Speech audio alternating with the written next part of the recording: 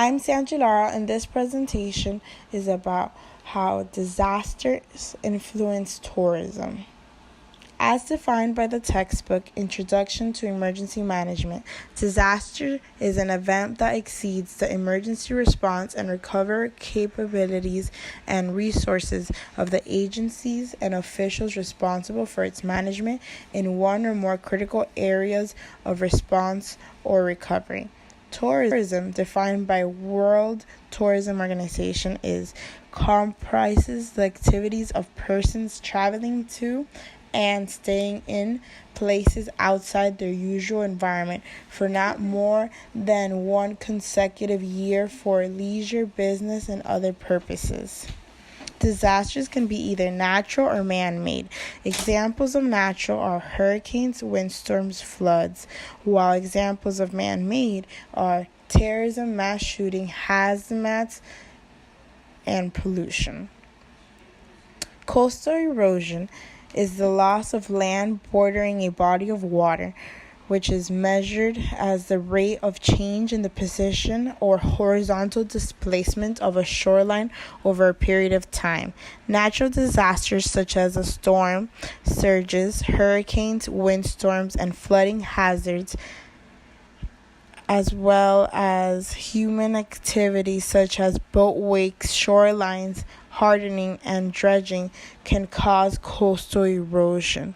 Fishing industries that are dependent on coastal habitats can suffer great losses from changes caused by coastal erosion, and the loss of tourism can result in similar economic impact. September 9, 2001 represents a catastrophic event that happened in America. This disaster changed the United States and its citizens forever. As a response to 9/11, the United States created policies and acts for airports nationwide to increase security and to prevent something like this from ever happening again. Congress federalized airport security by passing Aviation and Transportation Security Act. The act created the Transportation Security Administration, known as TSA. After 9/11, airports nationwide are prepared to be targeted every day.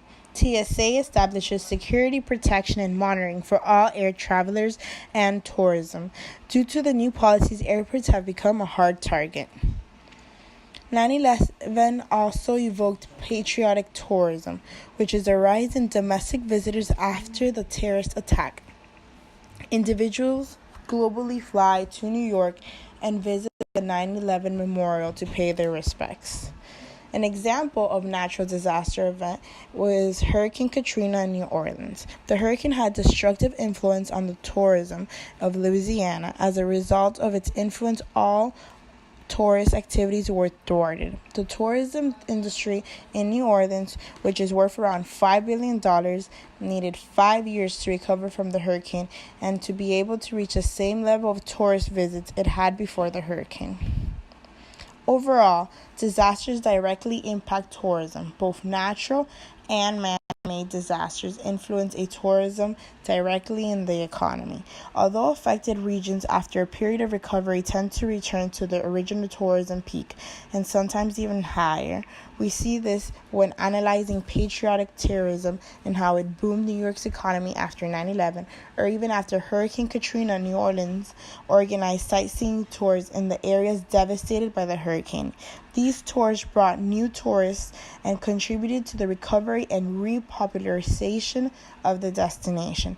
In conclusion, disasters are a constant threat to tourism development of the region and the whole economy in general. But as a community, we always find a way to rebuild and continue. Thank you for your time. I hope you have enjoyed this presentation. If you have any fellow questions or comments, please don't hesitate to ask.